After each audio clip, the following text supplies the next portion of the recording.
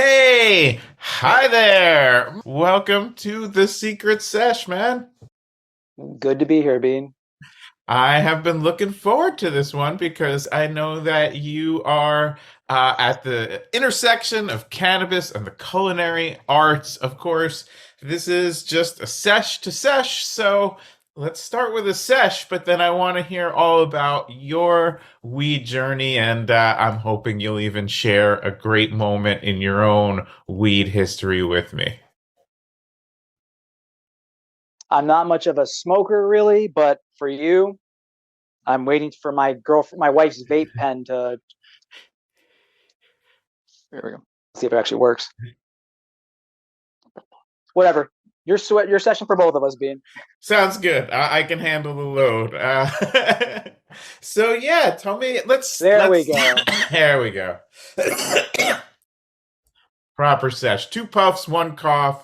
That's a proper sesh. Any My weed. wife, my wife always gives me her like just about out vape pens, so I have to really like suck on them to get anything out of them, you know. So sorry about that. Well, that does sound like the foundation of a solid marriage, though.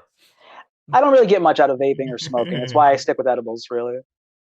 Yeah, so why don't you tell me about that? I'm assuming before it had a logo, you had a first edible that you ever made. What was that like, and how did it go?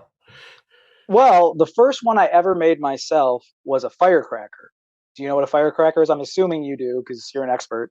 I do, but let's hear it. Okay, all right. Basically, you just take graham crackers, peanut butter, and ground up weed, and you put them together. And I don't remember all the times and temps that you would have to bake them for. You could Google that. I'm sure you could find it. That's how I did it. But you just bake them, and hey, you get an edible.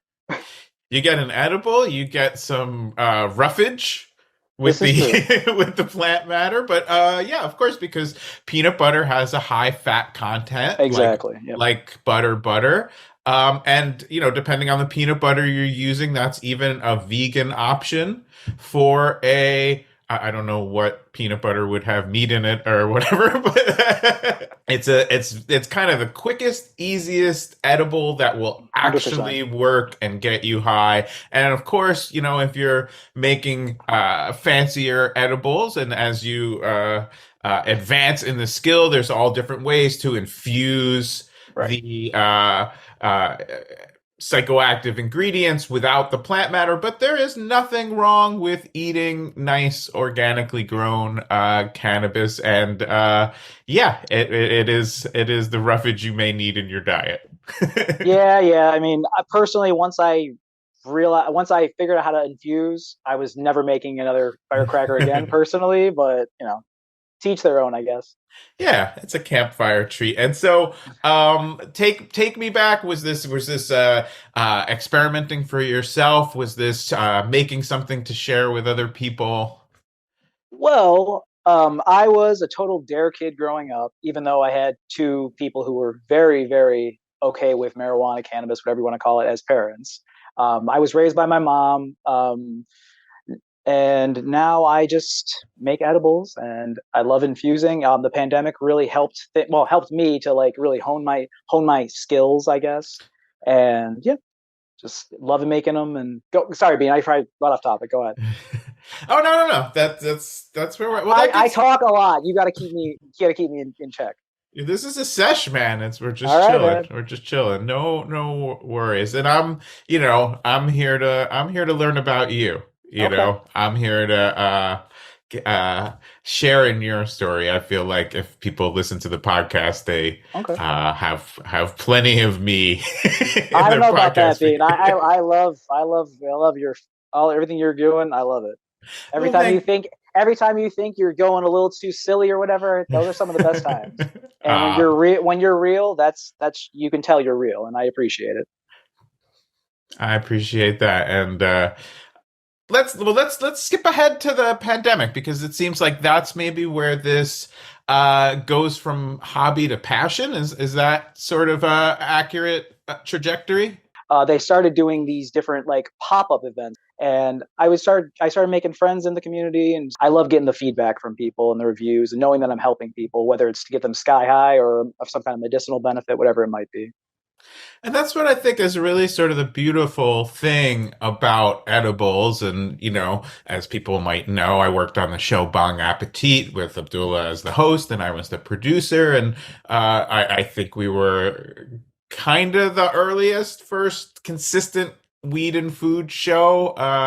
There was some one-offs before that. And, to cook, to feed people, to provide food and sustenance for people is obviously something that humans have been engaged in and as long Yeah. as you could call us humans, and there's a lot of love and community that can come from that. And then when you can add weed into the mix, you can provide that medicine, you can provide that good feelings for people. Hmm. So I think it's a great journey to be on. What what what's sort of your signature concoction at this point? Brownies. Brownies are, everybody thinks weed brownies. So and I can make, 18 of them real quick and easy and make them whatever potency the person wants them to be, and, that, all that. But Yeah. I also do cereal treats. Those are my favorite, actually. For me, we did one time. We did Sour Patch Kids cereal treats. So we did Fruity Pebbles, Sour Patch Kids marshmallows, regular marshmallows. Like, I think we did some orange extracts. I try to really hide the flavor of the weed, and honestly, my oil really tastes mostly just like regular olive oil or coconut oil, whatever oil I'm using. I say we because my wife helps me with all this stuff. I couldn't do it without her. Yeah. Well, you'd have no secondary vape pen hits anyway. I want to backtrack to that too as well, because I think that's something that doesn't get talked about a lot, is that everyone is going to react to different ways of Mm, ingesting cannabis. And if we are talking about edibles, that's really the original and most natural way. If you can project in your mind back to a time even before history, right. which would put me out of business as a historian. But the first humans who are going to encounter cannabis, they're going to eat it like they're going to eat anything else. And the human body is really designed to absorb things that way. So when did you discover for yourself that edibles really does you right compared to, smoking or vaping or other ways? Well, anytime that I tried to vape or smoke, I really didn't notice any of the effects. Like, I felt the same as I did prior to when I did it. So maybe I was inhaling properly. I don't know. I always felt I didn't know how to inhale, but I've been breathing for 37 years, so I must know how to inhale, kind of. But no, I just, for some reason, maybe because it's MS and my MS is like throughout my body. I don't know. But that's multiple sclerosis. I don't know if I've said that yet on the feed. I know you and I have spoken about it. Yeah, and I wanted to talk about that. Um, we talk on the show about how many different conditions are treatable and effectively and safely and effectively treatable with cannabis. And I think if people go back to the last secret sesh, or maybe two secret sessions ago, but probably the last secret sesh, we'll see. With Dr. Dave, we talked about the That endocannabinoid system. that might have been two ago. Two ago. I think that was two ago. I'm up to date, but um, which is a system in your body, where cannabis sort of fits like a key in a lock, and it keeps all of these systems in your body at homeostasis. So the way a thermostat works, when it starts to get too hot, the thermostat brings the temperature down. When it gets too cold, the thermostat kicks the heat up. And that's really how cannabis can work in your body, and that's how it can treat things like chronic pain, MS, everything to anxiety, depression, and seizure disorders. Those are very different medical conditions. How did you discover that cannabis was helpful for MS for you, and what have you learned along that journey? Well, I was having some difficulties with the medication I was on. I've had many medications. I've been diagnosed 20 years ago now, so it's been a while. But I was starting to have some issues, and one of my friends, who's just an avid pot smoker, was just like, "Hey, why don't you try weed?" And I was like, "Ah, go And ahead." had you never tried weed at this point, or you'd never tried it in a medicinal context? All right. So, like I said, I was a total dare kid. I've never drank or smoked or anything, but I always said when I was a kid and growing up in my teens, 20s, even my 30s, before I started doing weed and everything like that, I always said I would rather try weed than drinking or smoking cigarettes any day of the week. So even then, when I was, like I said, a total dare kid, I knew that weed was probably not as bad as these so-called legal drugs, you know? That's Um, interesting. as a kid, I just inferred that. I don't know how. But what was your question, B? I'm sorry, I'm just getting ahead of myself. Oh, I was asking if you had if this attempt to treat your MS Oh, with cannabis was your right. first experience with cannabis. I tried an ex-girlfriend of mine, her dad was he was getting like some kind of tea that was made for him. I tried that, nothing. I tried smoking once, nothing. So I was like, you know what? What if I try making some edible with it? My grandfather, while working at a chemical plant, was also an owner of an operator of a pizzeria. So I kind of have that in my blood, I guess. And you know, And so this was so the firecracker was a medicinal firecracker. Is that I mean, a little bit of both, but yeah, sure, sure. These are medicinal the for medicinal first, recreational second. sure. And I don't. I think one of the beauties of cannabis as a medicine is, at the sort of dawn of the modern medical cannabis movement, you'd often hear from people, oh, those people with going through chemotherapy are just smoking pot to feel better. Well, Oh yeah, no! fuck Fed. Like Oh what a terrible side effect. yeah, They my sister, she was a breast cancer survivor, and during the pandemic, she the cancer got back to her, and I was trying to like, oh hey, can I make you an edible? Because at this point, I was really just making stuff for myself. My wife occasionally would have something, but really just for me.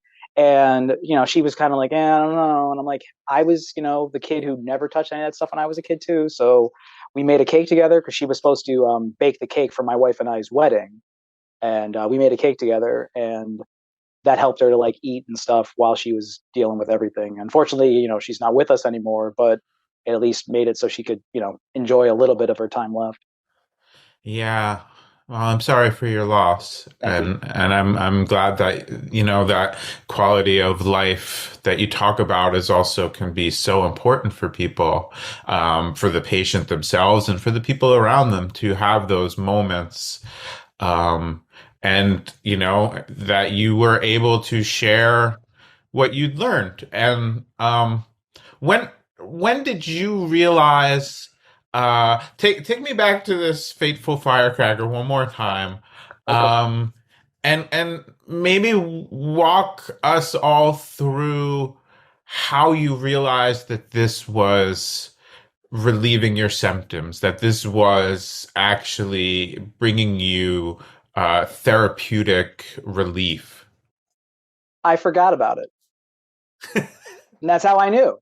If wasn't feeling all the pain and all the, I'm not going to list all this crap I deal with every day, but I wasn't noticing any of it. So hey, that's a good start.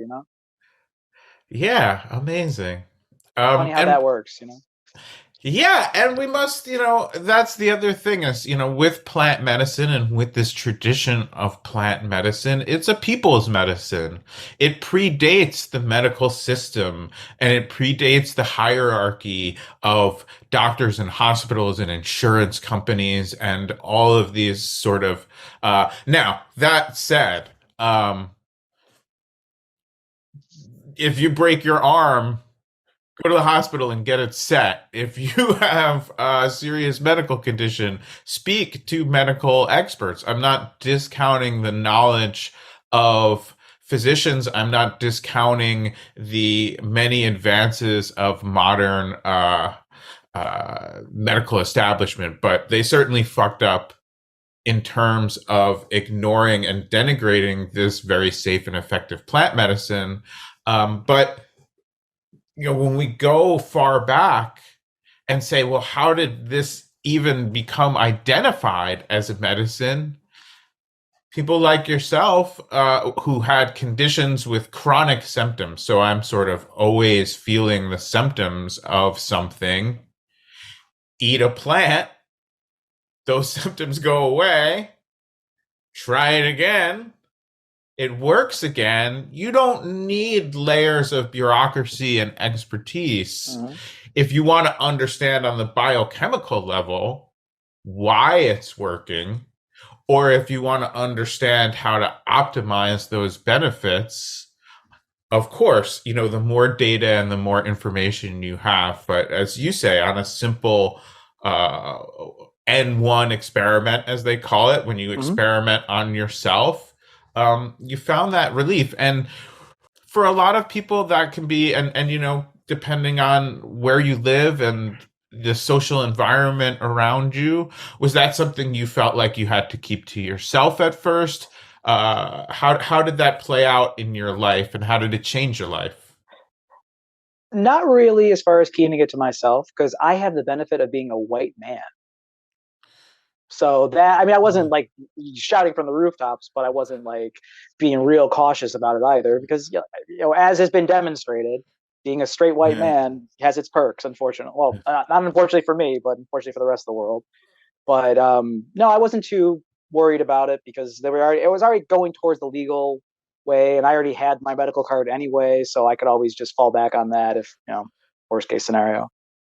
I didn't take things too seriously. Maybe I should have, but there was never an yeah. issue. So No, I mean, that's great. And I think that's also one of the, having been at this a while, um, there's the legal side of it. How do we change the laws, and how do we change the laws in an equitable and fair way?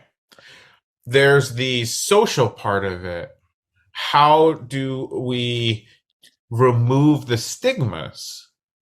And one of the biggest factors in removing those stigmas has been people discovering the medicinal benefits and sharing that experience with people, because it is very hard to dismiss. If I always say, if your aunt smoked weed to get through chemotherapy and you still think it should be illegal, there's just not that many people who are that big of an asshole. They definitely exist. But that's how we've changed hearts and minds. And what's um, so heartening to me seeing these changes over time is that for you, wherever you were living and whatever year it was, that wasn't that big of a deal to try it and then to talk about it. But when we go back to the times and places of intense prohibition,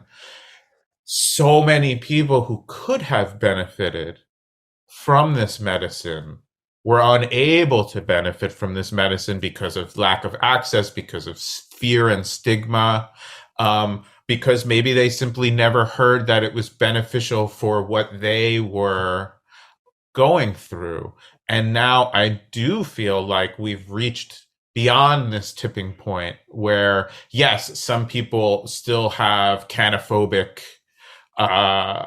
fear, and some people still suffer under propaganda and misinformation, and some people are still, of course, living in places where, in the United States, there is no means by which a stage 4 cancer patient can legally possess cannabis. But it is changing, and um, it's very encouraging to me to hear from people who are just sort of like, oh, yeah, I tried it because it was an option and it worked.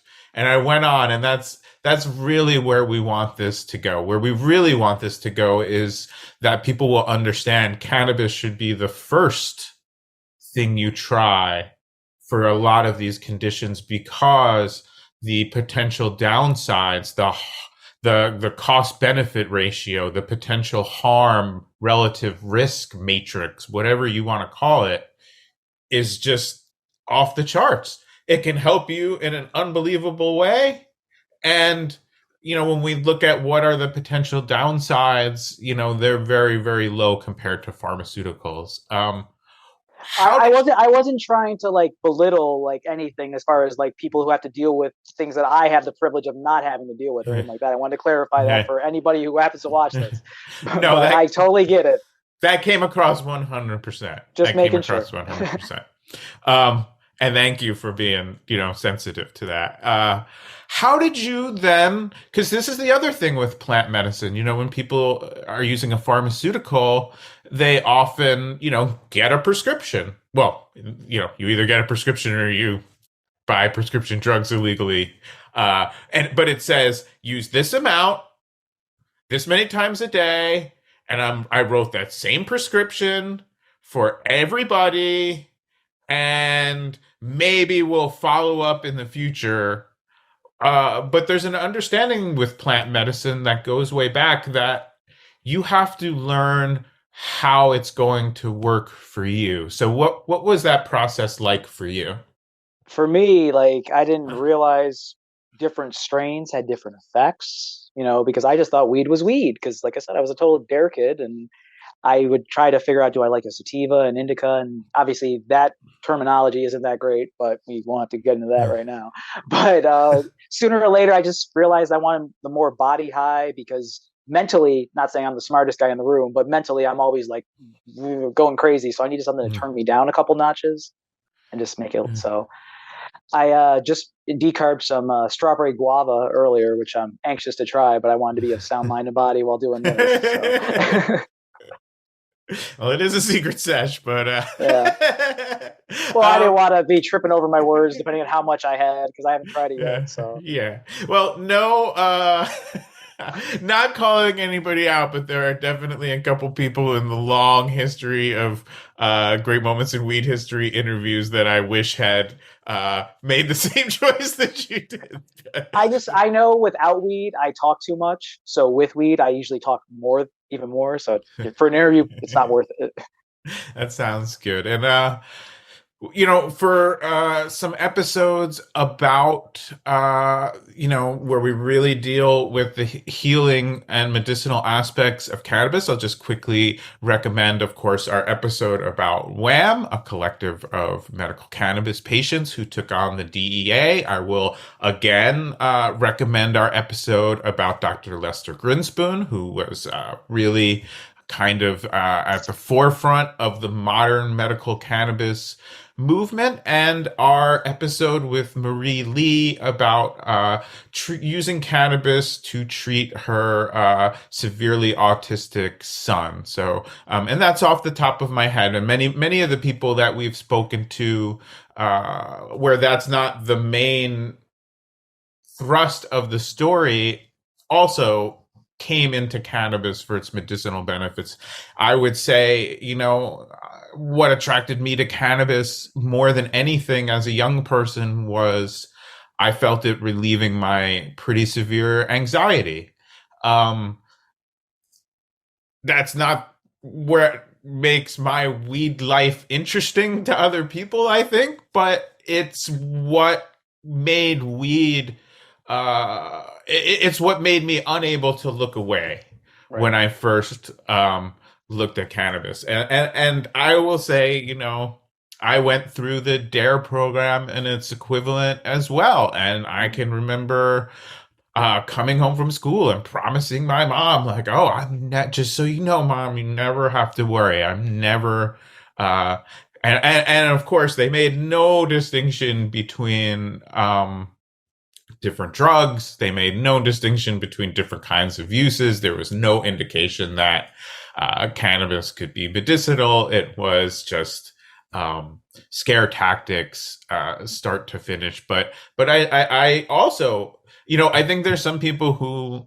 my first experience was much younger in my trajectory, but it was not without fear. Um, and I would say behind a bowling alley on Route 22 in New Jersey is probably not the greatest set and setting, but then again, I had a good time. Shout out to a lost person from history, a couple people that my friend and I just met at that bowling alley who invited us out back. I have not seen them before or since, but you're out there somewhere. Thank you. Getting back to sort of your culinary journey. What was the process of dialing in the methods for making them, and especially as you expanded out from an N1? For me, I think I hate that edibles have such a bad reputation. So many people are like, "Oh no, I don't fuck with edibles," and it's just like, but you're dabbing all day, every day. It's like try an edible, see what happens. Try a low dose one, you know. But I get it. Some people they don't know what's in their edibles and all that stuff. But I try my best to use different strains so it's kind of an even high. That's always where I start. So I always have like a couple more energizing strains, a couple more less energizing strains, and a few in the middle. That way, it's kind of an even high. And so far, so good with people that try my stuff. I just tell them, start slow and figure out what your level is, and then once you know that, you're good. Nice. Yeah, I think it stems from a lot of people having those uh experiences before the legal market and Mm-hmm. lab testing. And we obviously talk quite a bit on this show about the parts of legalization that we love, and the parts that we need to improve.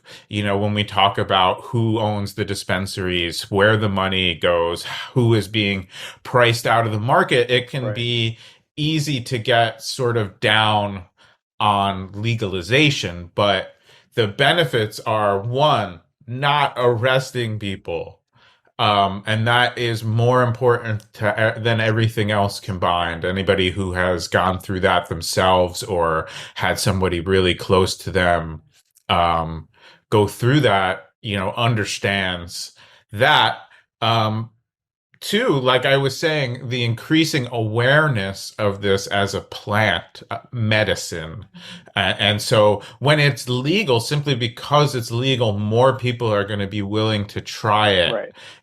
I don't want to project into your case, but I have a feeling that if we had, from where you started as a dare kid who correct me if I'm wrong, but didn't try weed until your 30s, if it had still been full on prohibition, you may never have tried it.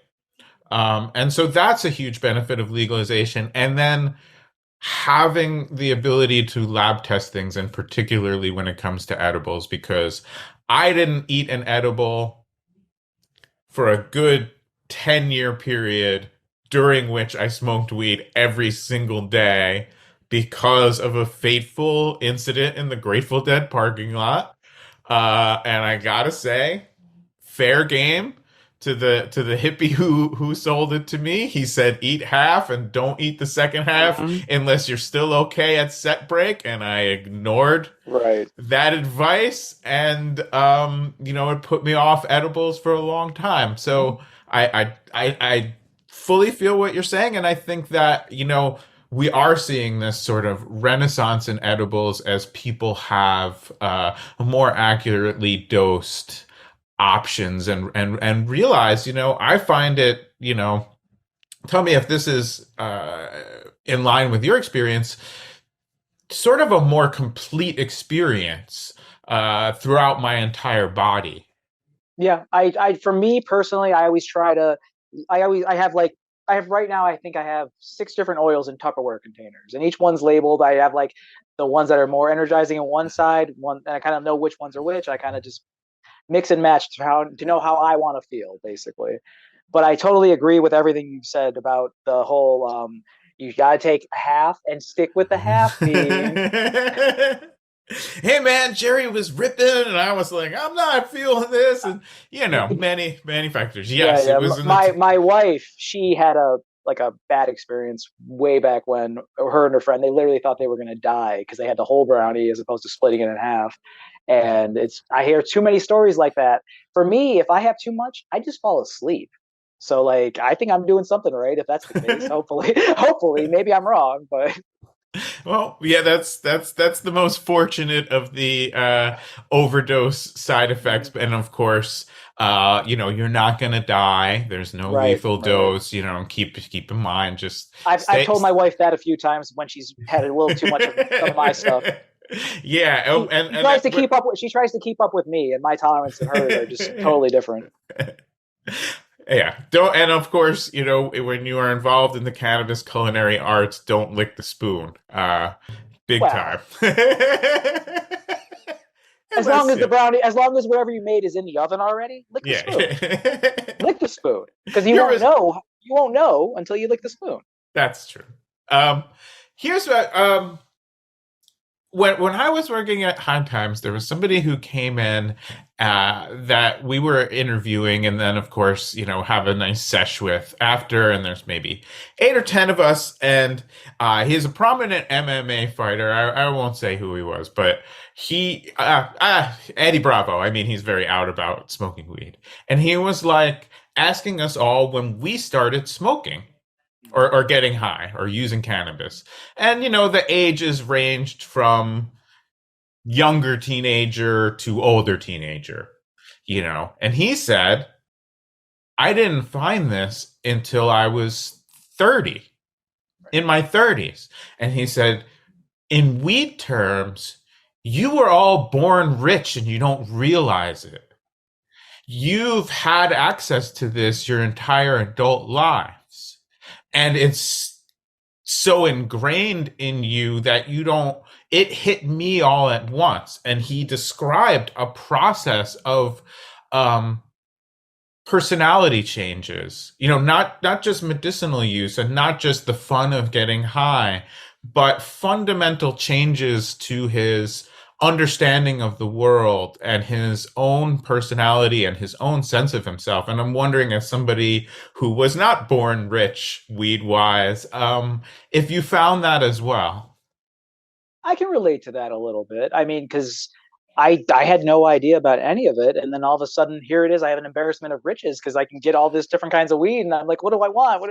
And I'm trying to like spread my little bit of knowledge to other people to try to the little bit I know to try to keep the conversation going. And but no, I totally agree with everything he said. You guys, you and everybody else who started young, you guys have an embarrassment of riches, and I am jealous, jealous, jealous. For me, there was a kind of a profound moment where I was like able to look at myself in a different way. And for some people that can be, and myself included, that can be a sort of frightening and difficult experience to have perspective on oneself Right, right. in that way. And some people say, oh, well, I really had a terrible experience. I felt like I was this selfish person. I felt like I, was constantly belittling people. I saw myself in this different way. Well, maybe they Uh, were belittling people, and maybe they were selfish, and yeah, exactly. No, and acting out in a kind of pain. So it's interesting to hear from people who have that kind of experience later in life. it definitely has like opened my mind to a lot, and I always kind of felt the way I feel about certain things, but it really kind of like really like laser focused on the things, and it helped me to like really understand things and about how I'm learn. The more I learn about this world, the more I'm just like, oh, everything's just propaganda, propaganda, propaganda, propaganda. It's propaganda. It's all just trying to get people fighting with each other, and I hate it. I wish everybody could just be nice to each other. It's not that hard. And I was to say, cannabis is not anti-authoritarian because it's illegal. It's Mhm. illegal because it's anti-authoritarian. And if it makes you question authority, well, that's going to be a threat to the authority. And of course, I don't want to wrap this one up before also acknowledging the late great Brownie Mary as the true patron saint of cannabis edibles and healing. I wanted to mention her when you were listing off all the episodes, but I didn't want to step on your toes. But no, the Brownie Mary episode. I mean, I love all your episodes, but the Brownie Mary one that really affected me. I really like thought, this woman, she's just, trying to do it for her kids. I think that's how she worded it, and it just, I get it because that's all I'm trying to do is just make my friends. I'm just trying to give them a good time. And like when you ask me what my great moment in weed history is, I get them all the time. When I get a particularly good review slash feedback from people, sometimes they're funny, sometimes they're sad in like a heartfelt kind of way. Sometimes they're just like, "Oh, it tasted great," whatever. Those aren't that great, but the ones that like are heartfelt or especially funny, like my one buddy, he's never had an edible before, and he had the whole thing. I'm like, "Oh no!" And he said, and he sent me this 4-part like description of what happened. And anybody I've ever showed the review to, they're always like, "Oh, I know what's going to happen next." And it's a very funny review, and it makes me laugh. And the fact that what I made could make him have that kind of night, or make my one friend who has like restless leg syndrome have a full night's sleep. And my one friend who works crazy shift work and everything, he can have a quarter of one of my brownies and he can get the best sleep he ever had. So he tells me. I'm not, I don't know. Those feelings, I just kind of like want to like just kind of like struggle up with them. There's nothing better than knowing that I could, do that for someone. Well, Because that's it's a shitty world out there, man. So if I can bring a little bit of happiness, a little bit of relief, whatever it might be to someone, I love it. well, that's beautiful, and that gets to the heart of what we're trying to do here, and what makes me feel. I think I've tried to be a little bit upfront lately about the difficulties of getting my message out on the show, and of just being a in the creative expression business at this point in the world when it is a very difficult journey. But what keeps me going is knowing that, in essence, in my understanding, to be in allyship with this plant, the plant does it. You know what I mean? Like, if you can help bring this plant into people's lives or consciousness in any way, if you can help expand access to it as you're doing, put it in a context that's appealing to people, so that they want to try it, or that they know you and they trust you, and that opens the door, or you share a piece of information, or you work to change the laws, or you create something that makes people lean in and learn more. In essence, what we're all spreading is this plant, this weed that, uh, you know, despite all the efforts to eradicate it and denigrate it, is still one of Keeps our growing. best. It keeps growing, absolutely. And so, that's something that I think, you know, will never leave you in your journey with this plant. It's everything has its ups and downs. But I think that feeling that you get when you get a nice review is the same feeling that I get when somebody sends a DM about the podcast, or when somebody simply chooses to support the podcast. I Right. talk a lot about it's, unfortunately, money is kind of how we keep score in a capitalist world. But like, even if somebody is just willing to throw in $1, yeah, it helps keep the lights on here and all of that. But it just shows me there's another person who was touched and who values this, and really that I've been able to help Right. spread the plant around. So I want to really thank you for what you're doing. I want to thank you for the kind words about the show. I want to thank you for supporting the show. And I want to thank you for seshing with me here today. And I want to say that, I get to New York State with a decent amount of regularity. So I do hope that our weed paths will cross IRL sooner than later. If you're ever out my way, let me know. But if you're ever, I'll try to get close to you. I would love to have you try one of my edibles. I love the feedback. I always tell people, tell me, honesty is what means the most to me, whether it's good, bad, or indifferent. I just love the feedback from people. And just because my friends will kill me if I don't say anything. I also am part of a small independent film company that we didn't touch on at all, White Lion Studios, and I've also been an extra in a bunch of movies. You can look me up if you want. Oh It's shit! not. I totally. I It's fine. I've yeah. had I used to do competitive eating at an amateur level. I've lost a lot of weight. I have a bunch of stories, Bean. So whatever you want to talk about, we can talk about. All right. Well, I've stacked a couple sessions today, so we've got six We got to go. minutes. No, no, Okay. no. We got 6 minutes. Let's go lightning round. All right. Tell me about how weed has interacted with any of those endeavors. It has not. This is all stuff that I started doing kind of like afterwards. Like all the movies I'm in were all kind of before the weed kind of came into my life and Yeah. everything like that. But Uh, if you like trauma, if anybody likes trauma movies, they're kind of crazy. I'm in a couple of those. I'm where, a guy what? handing out. Go ahead. Yeah. Say.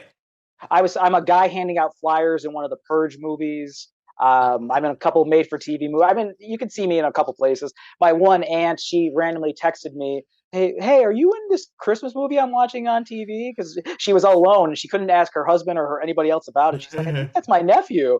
And it's just like, I was laughing my ass off about that.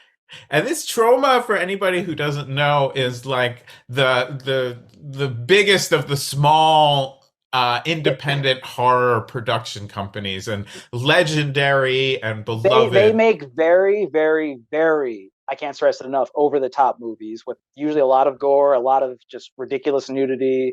But they're the longest running independent film company that's truly independent, that's not a subsidiary of Fox or wherever else. So they're doing something right, I guess. Yeah, right on. And I gotta say this. Are you still competitively eating, or is that No, something that no, you? no, no. That Because was something go ahead. I was gonna say I would think that weed would help with competitive eating, but Oddly enough, I don't really get the munchies anymore. I used to when I first started, but I don't get the munchies anymore. But no, I used to weigh about 80 to 100 pounds more than I do now. You can't really see me, but I weigh about 150. I've weighed that for about 8 or 9 years at this point. I was like 230 for a long time. So just competitive eating. One thing I did, my biggest claim to fame was that I won something called the Meat Destroyer, and it was and it was like an 8 hour barbecue. The barbecue started at like noon and went till 8, and whoever ate the most meat throughout the day at the barbecue was the Meat Destroyer. I won a various prizes. I don't gotta list them all off, but they were just weighing your plate every time. And the one guy who was closest to me, he saw me. He's like, "Oh, I'm gonna catch up." And he saw me put a new plate, and he just threw his plate in the garbage. He's like, "Oh no, if this guy's having another plate, then no, not gonna happen." Oh But boy. Well, that is quite a resume, quite a journey. I'm gonna say this. I floated a idea once on the podcast, which was pass around bread bowls full of soup as an hors mm-hmm, d'oeuvre at a yep, party, and one of our very cool Patreon supporters actually did a little test run, and I posted the pictures. yeah, I Another saw that.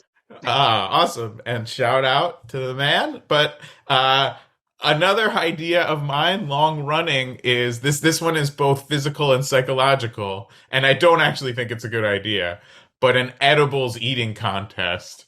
I think it's a great idea. I but think it's a fantastic idea. I want to get my friends over for a potluck and all that. But my dogs are kind of crazy, and my wife's always like, "Oh, I don't want them to be jumping all over people." And I'm like, "Well, they'll be calm once the people are here for a minute or two. They're friendly. They just don't get out much, just like me." All right. Well, I'm gonna say, do not try that at home. I do not endorse the idea of competitively eating as much edibles as you can. But that said, if you do it, definitely let me know how it went. My friend, what a journey together. Thank you so much. As I did a bunch of thank yous, but I'm gonna say thank you again for the Thank sesh, you. for the laughs, and I'm gonna light one up one more time. Maybe you got a half a puff left in there, and